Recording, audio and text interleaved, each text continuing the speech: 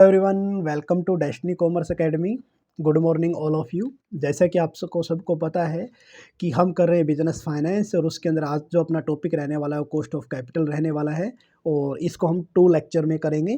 तो आइए आज थोड़ा बेसिक कर लेते हैं, फिर इसके डिटर्मिनेंट्स क्या होते हैं उसके बारे में पढ़ते हैं। मोस्ट इंपॉर्टेंट टॉपिक है ये, हर बार यहाँ से क्वेश्चन जो रेज किया ही जाता है।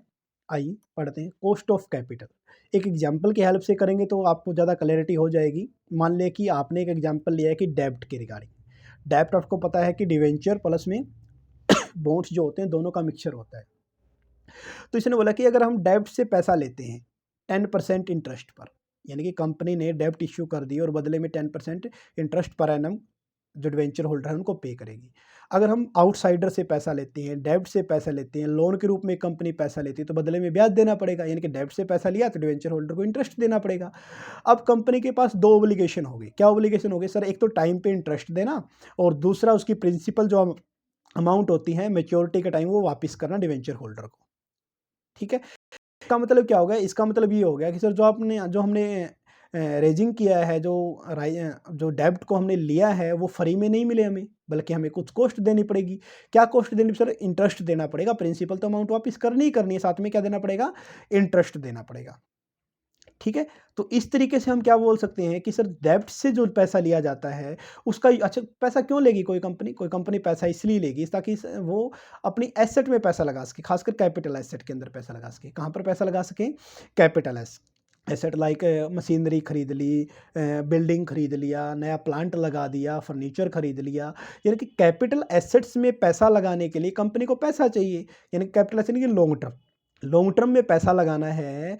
फिक्स एसेट में पैसा लगाओ तो लॉन्ग टर्म के लिए लगाओगे, तो लॉन्ग टर्म सोर्स से ही पैसा लेना पड़ेगा। तो लॉन्ग टर्म सोर्स में क्या होते हैं? डेब्ट हो गया, अपना इक्विटी हो गया, रिटेन अर्निंग हो, ये सारे के सारे हम यहाँ पर पढ़ने वाले। तो इसलिए कि आप कहाँ पर इन्वेस्टमेंट करने वाले हो उसके बेस पर ही आप कहाँ से पैसा लोगे वो डिसाइड करोगे। लेकिन कैपिटल एसेट यानी कि लॉन्ग टर्म के लिए पैसा लगा रहे तो लॉन्ग टर्म से ही फाइनेंस आपको करना पड़ता है। तो आप जब 2 चीज़ें होगी सर, अब एक तो होगी sir cost of capital, cost of capital बोल लो, या इसको ना रेट ऑफ रिटर्न भी बोल सकते हैं। क्या बोल सकते हैं? रेट ऑफ रिटर्न भी बोल सकते हैं। मतलब 2 चीज़ें होगी सर, एक तो हो गया आपका रिस्क, यानी कि आप बोल सकते हैं कॉस्ट होगी सर, और एक होगी सर रिटर्न। मतलब अगर आपने 10% पे डिवेंचर होल्डर से ब्याज लिया है तो उस पैसे को कहीं ऐसी जगह लगाओ जहां पर मिनिमम 10% या फिर उससे ज़्यादा, मान ले कि 12% है, 15% है, उससे ज़्यादा रिटर्न मिले। यही तभी तो बेनिफिट होगा ना। तो यही बोला गया है, now a company is required to generate revenue, revenue बोलो, रिटर्न बोलो, कितना कितना एटलीस्ट कितना कमाए सर? जितने पे हमने लोगों से पैसा लिया है, यानी कि डिवेंचर होल्डर से 10% पे ब्याज लिया है ना, तो कम से कम ऐसी जगह पैसा लगाओ, उनसे जो पैसा लिया था ऐसी जगह इन्वेस्टमेंट करो जहाँ पर कम से कम 10% रिटर्न आए या उससे ज़्यादा आए। ज़्यादा आएगा तो बेनिफिट है, लेकिन मिनिमम कितनी आनी चाहिए? 10% आनी चाहिए। इसलिए कॉस्ट ऑफ कैपिटल को मिनिमम रेट ऑफ रिटर्न के नाम से भी जाना जाता है। अब बात करते हैं इसकी करैक्टरिस्टिक्स की। इसकी फीचर करैक्टरिस्टिक्स जानना आपको बहुत ज़्यादा ज़रूरी है, बेसिक है ये तो कॉस्ट ऑफ कैपिटल नॉर्मली क्या है? परसेंटेज में होता है सर। किस में गिवन होता है? परसेंटेज में गिवन होता है। इसको minimum required rate of return भी बोलते हैं। मैंने बोला ना कितना अर्न करना पड़ेगा कम से कम, तो सर 10% तो कम से कम अर्न करना पड़ेगा। ये जो 10% है ना, ये रैंडमली लेट माना गया है, ऐसा फिक्स नहीं कि 10 ही होगा सर। ठीक है, कि minimum required rate of return उतना तो होना ही चाहिए जितना आपने उनसे डिवेंचर होल्डर से पैसा लिया है। तो प्रॉफिटेबिलिटी को मेंटेन करना है, यानी कि जब भी आप कहीं से पैसा लो तो ये चेक करो कि फर्म की प्रॉफिटेबिलिटी बढ़े, यानी कि 10 लेके 12, 15, 20 आप कमाओ उससे। ठीक है, ताकि शेयर होल्डर की वेल्थ को क्या किया जा सके? मैक्सिमाइज किया जा सके। नेक्स्ट बनाता है जी फिर इसके अंदर cost of capital. Cost of capital has role market value of the firm. कि कॉस्ट ऑफ कैपिटल क्या है? Maintaining the market value, firm की वैल्यू बढ़नी चाहिए। अब वैल्यू कब बढ़ेगी? जब आप कम कॉस्ट पर कैपिटल ले आओगे। कॉस्ट ऑफ कैपिटल देखो, कॉस्ट ऑफ कैपिटल में 2 कंपोनेंट्स है, एक तो कॉस्ट है, एक कैपिटल है। तो कैपिटल इनके पैसा लेके आना है, कितने रुपए कितनी लागत पर लेके आना है। तो इसने बोला बस पैसा ज़्यादा लेके आओ, कम से कम लागत पर लेके आओ, तभी फर्म की मार्केट वैल्यू क्या होगी? इंक्रीज होगी। एक ये आपको ध्यान रखना है। नेक्स्ट बनाता है जी सोर्स ऑफ फाइनेंस को अरेंज करना। अरेंज का मतलब होता है उनको असेंडिंग या डिसेंडिंग ऑर्डर में लगाइएगा, ताकि ये पता चल जाए कि सस्ता सोर्स कौन सा है और जिसमें रिस्क कम हो वो आपको सिलेक्ट करना है। ठीक है। नेक्स्ट वन दिया गया जी, cost of capital involve implicit and explicit cost. Cost of capital में क्या क्या आता है, इम्प्लिसिट और एक्सप्लिसिट दोनों तरह की कॉस्ट होती है, ये याद रखना। इम्प्लिसिट कॉस्ट क्या होती है, एक्सप्लिसिट कॉस्ट क्या होती है, मैं डिटेल में आपको आगे फर्दर कराने वाला हूँ। और इसके साथ साथ हम जो आपका बिजनेस रिस्क है या फिर जो फाइनेंशियल रिस्क आप बोल सकते हो यहाँ पर, फाइनेंशियल रिस्क, इसको भी कंसीडर करते हैं जब हम कैपिटल के लिए पैसा जुटाते, मतलब जब हम कैपिटल जुटाते हैं कहीं से भी, ठीक है। तो ये बेसिक हमने पढ़ा कि कॉस्ट ऑफ कैपिटल होता क्या है और उसकी कुछ करेक्टरिस्टिक्स थी। अब आती जी importance of cost of capital, क्या क्या इसकी इंपॉर्टेंस रहने वाली है। इसने बोला जी कॉस्ट ऑफ कैपिटल एक सेंट्रल रोल होता है, यानी कि फाइनेंशियल मैनेजर जो हम एफएम पढ़ते हैं ना, फाइनेंशियल मैनेजमेंट, फाइनेंशियल यानी कि पैसे का मैनेजमेंट करना, कि पैसा आएगा कहाँ पर, उसका यूटिलाइज कैसे करना है।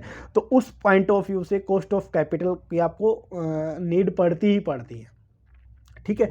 आपको पता है 3 तरह के फाइनेंशियल मैनेजर जो डिसीजन लेता है, एक लेता है इन्वेस्टमेंट डिसीजन, दूसरा फाइनेंशियल डिसीजन और तीसरा डिविडेंड डिसीजन होता है। तो जो फाइनेंशियल डिसीजन और इन्वेस्टमेंट डिसीजन, इन दोनों के बीच इंटरलिंक का जो काम करता है वो कॉस्ट ऑफ कैपिटल करती है। क्यों? क्योंकि देखो पहले इन्वेस्टमेंट के बारे में सोचा जाएगा कि पैसा लॉन्ग टर्म से लेना है, ठीक है। फिर फाइनेंसिंग, लॉन्ग टर्म से कहाँ से, सर डेब्ट से ले सकते हैं आप। तो इन दोनों के बीच में जो रिलेशन है वो कॉस्ट ऑफ कैपिटल के थ्रू ही आइडेंटिफाई किया जा सकता है, ठीक है। इसके अलावा सर कॉस्ट ऑफ जो कैपिटल है वो डिपेंड करता है, खासकर अगर मैं बात करता हूँ इन्वेस्टमेंट के बारे में बात करेंगे तो वहाँ पर हम कैपिटल बजटिंग डिसीजन, इन्वेस्टमेंट के टाइम हम कैपिटल बजटिंग पढ़ेंगे, फाइनेंसिंग के लिए हम कॉस्ट ऑफ कैपिटल के बारे में पढ़ते हैं। और खासकर जो हम बात करेंगे कैपिटल बजट, उसका साइज़ क्या होगा, साइज ऑफ कैपिटल बजट, या मैनेजर को इसके लिए जो इन्फॉर्मेशन चाहिए इन्वेस्टमेंट के लिए कि अपॉर्चुनिटी क्या कुछ होती है, वो सारा का सारा। कहने का मतलब है कि आपको एक प्रोजेक्ट दिख रहा है, सर यहाँ पर बहुत ज़्यादा प्रॉफिट होने वाला है, लेकिन ये देखो ये कॉस्ट कितनी है उसकी, है ना। अब आपने लोन ले लिया 10% पे, लेकिन अगर आपके पास अपॉर्चुनिटी है कि 10 से ज़्यादा कमा सकते हो तभी तो बेनिफिट है। यानी कि कॉस्ट अगर कम होगी तो बेनिफिट ज़्यादा होगा, कॉस्ट ज़्यादा होगी तो बेनिफिट कम होगा, बस यही आपको ध्यान में रखना है। आइए इसका रिलेशन शो करते हैं। फाइनेंशियल मैनेजमेंट में आपको पता है कैपिटल बजटिंग आप पढ़ते हो, कैपिटल स्ट्रक्चर आप पढ़ते हो, वर्किंग कैपिटल आप पढ़ते हो, ठीक है। ये सारी चीज़ें पढ़ते हैं तो कॉस्ट ऑफ कैपिटल का उससे हम रिलेट करते हैं, लेकिन खासकर यहाँ पर हम लॉन्ग टर्म से रिलेट करेंगे। तो सबसे पहले आता है G capital budgeting. Capital budgeting एक इन्वेस्टमेंट डिसीजन है। कैसा डिसीजन है जी? इन्वेस्टमेंट। तो आप लिखना चाहते हो यहाँ साथ में आप मेंशन भी कर सकते हो कि ये एक तरह का इन्वेस्टमेंट डिसीजन है। तो अल्टीमेट बात यह होगी कि सर कॉस्ट ऑफ कैपिटल का इन्वेस्टमेंट डिसीजन लेने में क्या इफेक्ट होता है, क्या रिलेशन होता है दोनों का, ठीक है। तो इसने बोला सर कैपिटल बजटिंग में सबसे बेसिक रिक्वायरमेंट ये होती है कि आपकी कॉस्ट ऑफ कैपिटल मिनिमम कितनी हो। मतलब आप इन्वेस्टमेंट कर रहे हो तो कितना मिनिमम रिटर्न कमा के लेके आओगे। सर जितने पे हमने वो पैसा उधार लिया ना, कम से कम उतना तो कमाओ। अब जो पैसा उधार लिया है उसको बोलते हैं कॉस्ट ऑफ कैपिटल, और जो कमा रहे उसको बोलते हैं रिटर्न, या कैश इनफ्लो बोल लो, आप कैश फ्लो बोल लो। अब जो मान ले कि आपने क्या किया, खासकर लॉन्ग टर्म की हम बात कर रहे हैं, आपने पैसा उधार ले लिया 10 साल के लिए और कहीं इन्वेस्टमेंट कर दिया 10 साल, तो आप उसकी 10 साल, ये तो फ्यूचर वैल्यू होगी, आप उसकी प्रेजेंट वैल्यू भी निकालोगे ना। तो प्रेजेंट वैल्यू निकालने के लिए आपको डिस्काउंट करना पड़ता है। डिस्काउंट का मतलब होता है जैसे अगर 1 साल बाद आपको 1000 मिले और आज 980 रुपये दे 1 साल पहले आपको, तो आप क्या बोलोगे, सर 980 दे दो, 1000 की रिक्वायरमेंट नहीं है। क्यों? क्योंकि अनसर्टेनिटी होती है, ह्यूमन नीड होती है, बहुत सारी चीज़ें ऐसी होती है जिसके कारण हम प्रेजेंट में हम चाहते हैं कि अपने हाथ, वो बोलते हैं ना पैसा अगर आपके हाथ में है तो ही आपका है, अगर आपका पैसा आपने किसी को उधार दे रखा तब भी वो आपका कंसिडर नहीं किया जाता। तो यहाँ पर हम बात करते हैं कि कैपिटल बजटिंग टेक्निक स्पेशली कितना आपको कैश फ्लो होगा, इनफ्लो कितना होगा, आउटफ्लो कितना होगा, वो कॉस्ट ऑफ कैपिटल पे डिपेंड करता है। इसके अलावा किसी प्रोजेक्ट को, प्रपोजल मतलब यहाँ पर किसी मशीनरी में, प्लांट में जो इन्वेस्टमेंट करते हैं ना, वो आप कैपिटल बजटिंग के लिए, कैपिटल बजटिंग जो होता है वो लॉन्ग टर्म के रिगार्डिंग होता है, ठीक है। तो किसी प्रपोजल को एक्सेप्ट करना, रिजेक्ट करना, वो देखते हैं सर कॉस्ट ऑफ कैपिटल कितनी है। अगर कॉस्ट ऑफ कैपिटल ज़्यादा है तो रिजेक्ट कर देंगे, कम है तो एक्सेप्ट कर लेंगे। सर ऐसे कैसे पता चलेगा ज़्यादा कम? हम कंपैरिजन करेंगे किसका, कॉस्ट का और रिटर्न का, कॉस्ट का और रेवेन्यू बोलो या रिटर्न बोलो, ठीक है ना, कॉस्ट का और रिटर्न का। अगर कॉस्ट कम है, रिटर्न ज़्यादा है तो उस प्रोजेक्ट को एक्सेप्ट, वरना उसको क्या कर देंगे, रिजेक्ट कर देंगे। तो ये आपका cost of capital budgeting technique के अंदर हम पढ़ते हैं, ठीक है। तो इसके अंदर हम पढ़ेंगे net present value, profitability index, discounted, ये सारा का सारा ना कैपिटल बजटिंग के 2 तरीके, 2 मेथड हम पढ़ते हैं। सर्टेनिटी के अंदर अगर हम बात करता हूँ तो एक में अकाउंटिंग प्रॉफिट के थ्रू पढ़ते हैं, जिसमें accounting rate of return what ARR के बारे में पढ़ते हैं। और दूसरा हम पढ़ते हैं डिस्काउंटिंग वाला। डिस्काउंटिंग में हम net present value, profitability index, discounted pay back, ये हम सारे पढ़ते हैं। तो ये आगे जो टॉपिक आएगा कैपिटल बजटिंग, वहाँ डिटेल में करवा दूंगा। तो इस पॉइंट के रिगार्डिंग आपको क्या याद रखना है सर, कैपिटल बजटिंग डिसीजन जब हम लेते हैं तो कॉस्ट ऑफ कैपिटल मैटर करता है। अगर कॉस्ट ज़्यादा है तो हम उस वहाँ पर इन्वेस्टमेंट नहीं करते, कम है तो इन्वेस्टमेंट कर देते हैं, और साथ में रिटर्न को ध्यान में रखना पड़ता है। नेक्स्ट हम बात करते हैं कैपिटल स्ट्रक्चर की। अब ये फाइनेंसिंग डिसीजन है। ये प्योरली क्या होता है, फाइनेंसिंग डिसीजन होता है कि जो आप पैसा लेके आ रहे हो। कैपिटल स्ट्रक्चर में नॉर्मली दो चीज़ों को हम कंसीडर करते हैं, एक तो डेब्ट को और एक इक्विटी को। लॉन्ग टर्म के लिए होता है कैपिटल स्ट्रक्चर, ये और ध्यान रखना आपको, ठीक है ना, शॉर्ट टर्म के लिए नहीं होता। डेब्ट और इक्विटी, ये दो चीज़ें हम जो है ध्यान में रखेंगे कि डेब्ट से पैसा लें या इक्विटी से पैसा लें। तो सर ये डिपेंड करता है कॉस्ट पे। नॉर्मली क्या होता है, डेब्ट जो होता है वो इक्विटी के बजाय सस्ता मिलता है, और इसे टैक्स में छूट भी मिलती है। लेकिन डीमेरिट में क्या है, डीमेरिट में एक सर प्रॉफिट, फर्म को प्रॉफिट हो या लॉस हो, लेकिन डेब्ट का पैसा देना पड़ेगा। तो ओब्लिगेशन कंपलसरी हो जाता है डेब्ट के केस में, इक्विटी केस में ऐसा नहीं होता। तो इन पॉइंटों को कंसीडर करेंगे और एक ऑप्टिमम जो कैपिटल स्ट्रक्चर है उसके अकॉर्डिंग हम डिसीजन लेंगे कि कितने हमें इन्वेस्टमेंट कहाँ। नॉर्मली मिक्सचर यूज करते हैं डेब्ट और इक्विटी का ठीक है। थर्ड वन फिर आता है जी अपना जी cost of capital and financial. क्या आता है, cost of capital and financial performance of the firm, कि फर्म की फाइनेंशियल परफॉर्मेंस ठीक है या नहीं है, और कॉस्ट ऑफ कैपिटल के रिगार्डिंग। तो इसने बोला जी average cost of capital of a firm represent risk and return.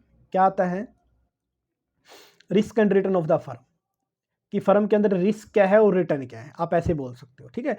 अगर हायर रिस्क है, मान लिया किसी फर्म के अंदर रिस्क ज़्यादा है, इसका मतलब वहाँ पर प्रॉफिट कम होगा। प्रॉफिट कम होने का मतलब होता है कि उसकी फर्म की फाइनेंशियल परफॉर्मेंस क्या है, वीक है। तो अगर फाइनेंशियल परफॉर्मेंस सही है या गलत है, ये डिपेंड करता है कॉस्ट ऑफ कैपिटल पर। अगर कॉस्ट ऑफ कैपिटल मतलब अगर कोई फर्म सस्ते रेट पर, मतलब आप बोल सकते हो कि चीप रेट पर अगर बाहर से पैसा ले रही है तो फाइनेंशियल परफॉर्मेंस अच्छी है, नहीं ले सकती तो खराब है।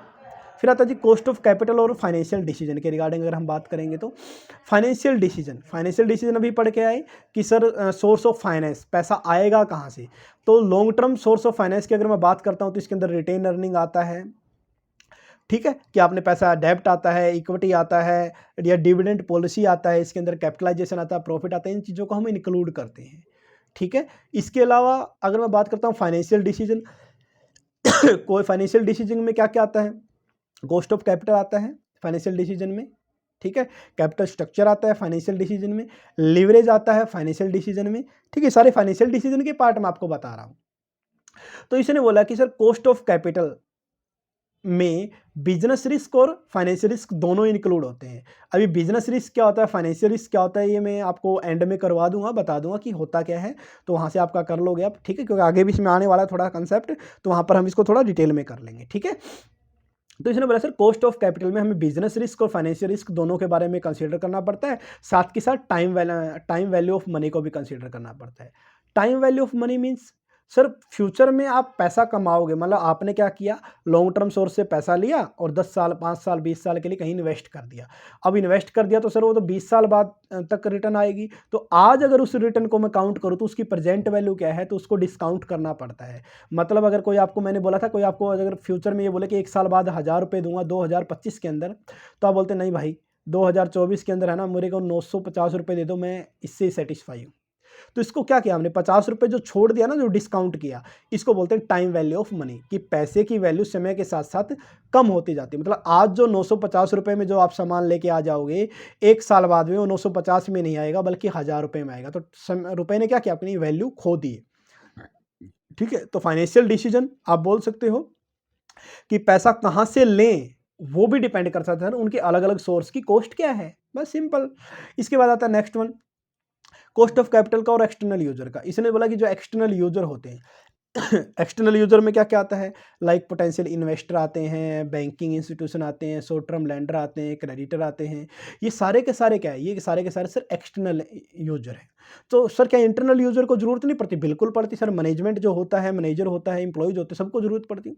इसने बोला सर कॉस्ट ऑफ कैपिटल की इंटरनल यूजर को भी जरूरत होती है, एक्सटर्नल को भी।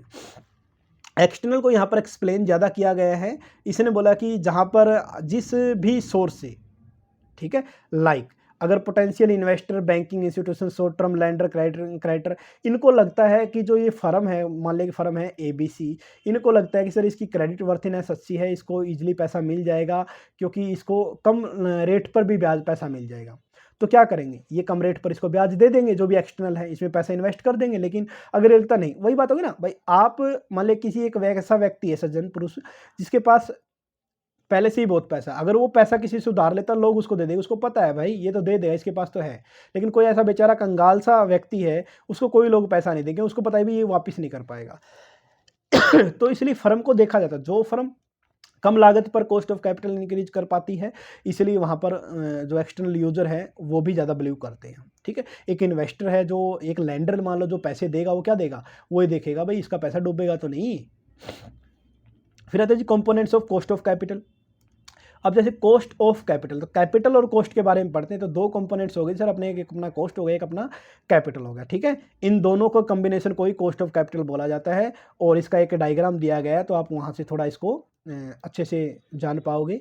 देखिएगा क्या दिया गया है कॉस्ट के बारे में, before tax and after tax cost, यानी कि कॉस्ट बिफोर टैक्स और कॉस्ट आफ्टर टैक्स हो सकता है, हिस्टोरिकल कॉस्ट हो सकती है, फ्यूचर कॉस्ट हो सकती है, एवरेज फ्लोटेशन कॉस्ट हो सकती है, मार्जिनल कॉस्ट हो सकती है, एक्सप्लिसिट इम्प्लिसिट डेप्रिसिएशन, इन सब के बारे में अब मैं आपको डिटेल में बताऊंगा ही, आज अपना यही टॉपिक है।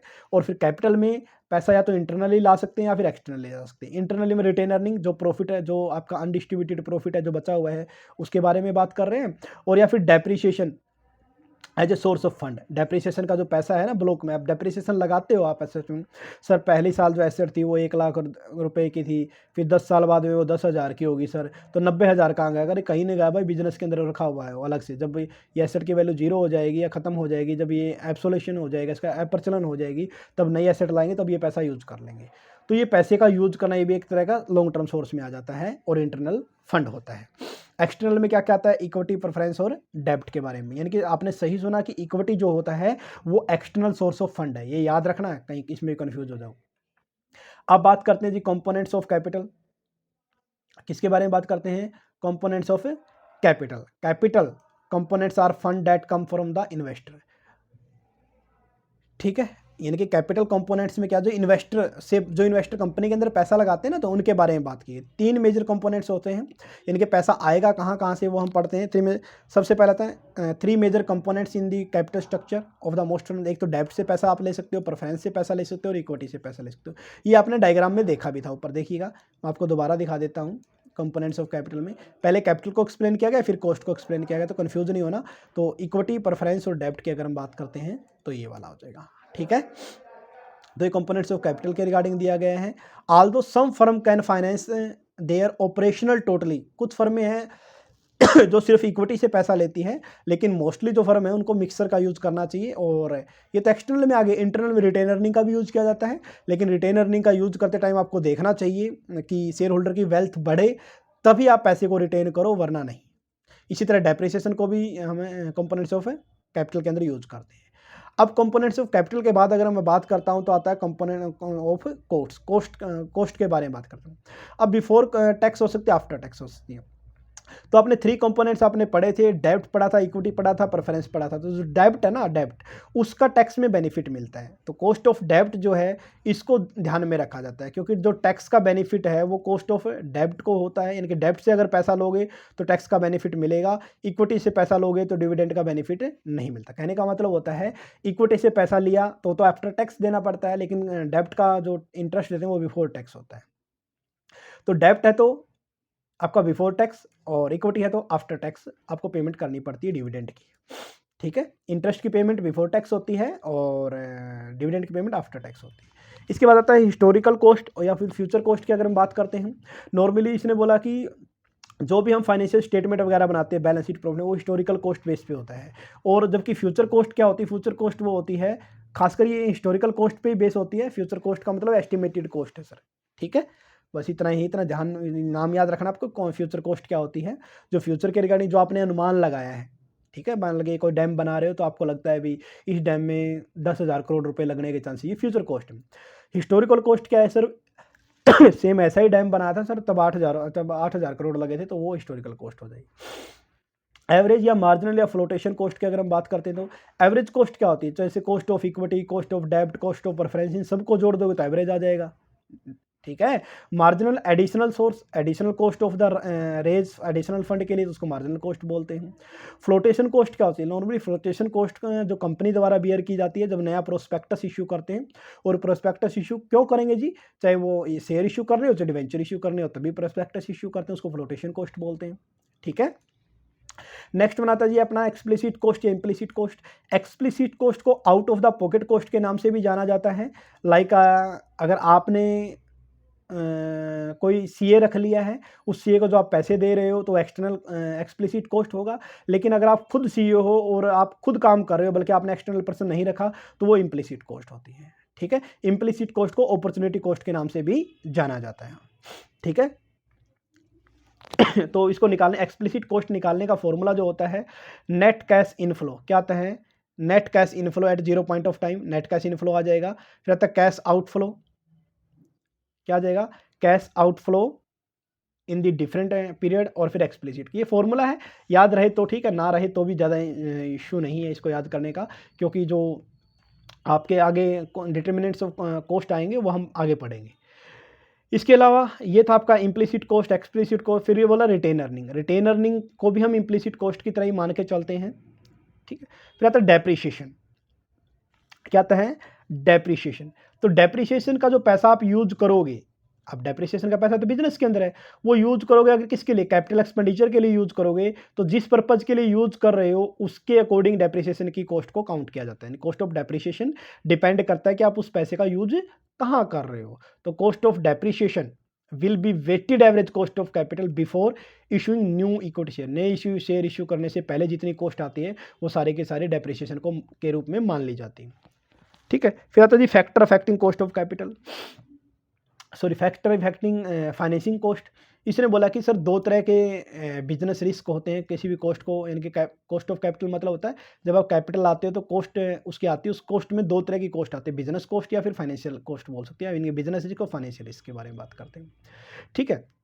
तो आप ऐसे मान लो, मैं आपको थोड़ा सा यहाँ पर करके दिखा देता हूँ ताकि थोड़ी सी क्लैरिटी हो जाए आपकी भी।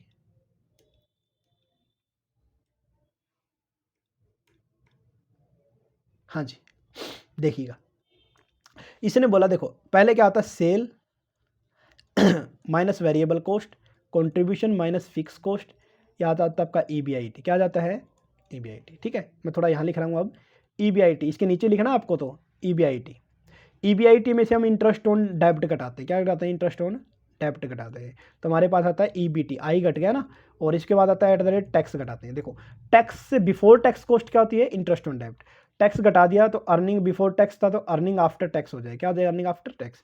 फिर मैं थोड़ा स्पेस के कारण यहाँ लिख रहा हूँ।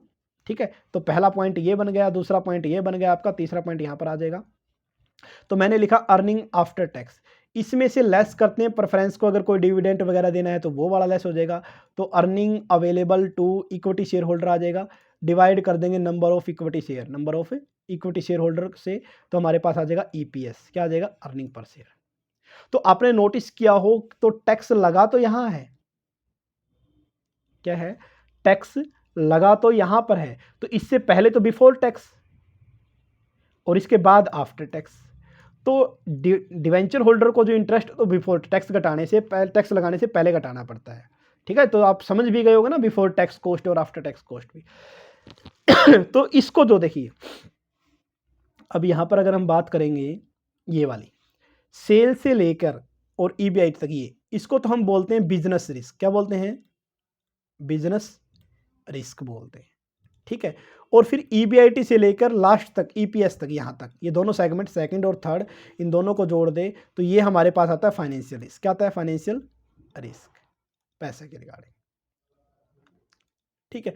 तो इसने बोला कि सर फैक्टर कौन कौन, फाइनेंशियल कॉस्ट को कौन से फैक्टर अफेक्ट करते हैं। इसने बोला सर ये माना जाता है कि बिजनेस रिस्क और फाइनेंशियल रिस्क, खासकर हम कॉस्ट ऑफ कैपिटल के बारे में बात करता हूं, कि जब हम कैपिटल अलग अलग सोर्स से पैसा लेते हैं तो उसकी जो कॉस्ट के टाइम में ना बिजनेस रिस्क और फाइनेंशियल रिस्क को फिक्स माना जाता है, कांस्टेंट माना जाता है। तो सर फिर कौन सा फैक्टर अफेक्ट करेगा, सिर्फ एक ही फैक्टर इफेक्ट करता है, डिमांड एंड सप्लाई। क्या इफेक्ट करता है, डिमांड एंड सप्लाई, जिस सोर्स से आप पैसा ले रहे हो।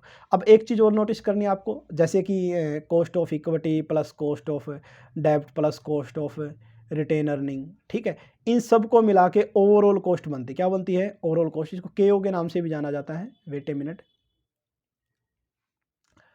ओवरऑल कॉस्ट केओ के नाम से भी जाना जाता है, ठीक है, ओवरऑल कॉस्ट के नाम से हम इसको जानते हैं। तो इसने बोला सर जो ये अलग अलग होते हैं ना, जैसे ये अलग अलग तीनों को अगर मैं अलग अलग बात करूं तो अलग अलग वर्ड यूज करेंगे इसके लिए। स्पेसिफिक कॉस्ट, क्या वर्ड यूज करेंगे? इसको भी स्पेसिफिक कॉस्ट, इसको भी स्पेसिफिक कॉस्ट, इसको भी स्पेसिफिक कॉस्ट। और अगर मैं साथ में बात करता हूँ इसको इकट्ठा, तो इसको आप जर्नल कॉस्ट के नाम से भी जान सकते हो। क्या नाम से जान सकते हो? जर्नल कॉस्ट, या फिर ओवरऑल कॉस्ट के नाम से भी जाना जा सकता है। तो जब आप पैसा इकट्ठा कर रहे हो, आप मान लीजिए सर आपने डेब्ट से पैसा इकट्ठा किया, तो अब डेब्ट की कॉस्ट निकालनी पड़ेगी, तो डेब्ट की कॉस्ट को ले KI नाम दिया गया है। तो देखिएगा दोबारा, आप समझ सकते हैं यहाँ पर कि specific cost of various type of long term finance. Long term various type तो बहुत सारे, इक्विटी है, डेब्ट है, प्रेफरेंस है, रिटेन अर्निंग है, सारे आ जाएंगे। लेकिन अगर स्पेसिफिक कॉस्ट की निकाले तो उसको KI के नाम से डिनोट किया गया है, ठीक है। इंडिविजुअल बोल सकते हो, स्पेसिफिक बोल सकते हो। और RI का मतलब होता है रिस्क फ्री रेट में। अगर आप बैंक में FD कराते हो ना, तब भी इतना पैसा तो मिलेगा ही मिलेगा। और B का मतलब यहाँ पर बेटा नॉर्मली, लेकिन आप याद रख लो ये बिजनेस रिस्क प्रीमियम, ये फाइनेंशियल रिस्क प्रीमियम, ठीक है, ये यहाँ पर आ जाएगा। यानी कि अगर मैं कॉस्ट ऑफ डेब्ट निकालता हूँ तो एक तो रिस्क फ्री आ जाएगा। सर मान लें कि बैंक में पैसा लगाऊं मैं, तो भी मुझे 4% मिलेगा ही मिलेगा। तो सर डेब्ट में पैसा क्यों लगाऊं? कम से कम 4 से ज़्यादा मिले तभी तो लगाने में फ़ायदा है। तो इसका मतलब आप क्या कर रहे हो? रिस्क ले रहे हो। किसका? एक तो बिजनेस रिस्क, ठीक है, और एक ले रहे हो सर आप फाइनेंशियल रिस्क। तो इन दोनों टाइप का रिस्क ले रहे हो, तभी तो आपको 2% ज़्यादा मिलेगा, तभी तो 6% बनेगा ना, तभी तो आप डेब्ट में पैसा लगाओ। वरना फिर तो आप मान लें कि यहाँ पर FD में पैसा लगा दो, यहाँ पर रिस्क फ्री रिटर्न का मतलब FD में पैसा लगा दो। तो यहाँ पर एक इंडिविजुअल फैक्टर होता है, वो होता है डिमांड एंड सप्लाई, जो डिसाइड करता है। किसको डिसाइड करता है सर? कॉस्ट ऑफ फाइनेंस को। आइए पढ़ते हैं। The only factor that affects the various specific cost of financing is the demand and supply of operating in the market for the long term fund। ये देखो क्या लिख रहा है, वेरियस स्पेसिफिक कॉस्ट, कि सर जो सोर्स मैंने लिखा था ना, cost of equity, cost of डेब्ट, कॉस्ट ऑफ प्रेफरेंस बोल लो आप, cost of retain earning, sir उनकी मार्केट में डिमांड क्या है, सप्लाई क्या है, उसके बेस पर कॉस्ट डिसाइड होती है, ठीक है। तो ये दिया गया था। आगे इस पैराग्राफ में ये समझाया गया है कि बिजनेस रिस्क क्या होता है और फाइनेंशियल रिस्क क्या होता है, जो मैं आपको बता चुका हूँ। बिजनेस रिस्क आपका सेल से लेकर EBIT तक होता है। फाइनेंशियल रिस्क आपका EBIT से लेकर EPS तक होता है। बस यही है, इससे ज़्यादा इसमें कुछ भी नहीं। तो आज के लिए हम करते हैं इतना ही। होप शो आपको समझ में आया होगा। फिर भी अगर कोई प्रॉब्लम है तो आप कमेंट कर सकते हैं। तो thank you all of you.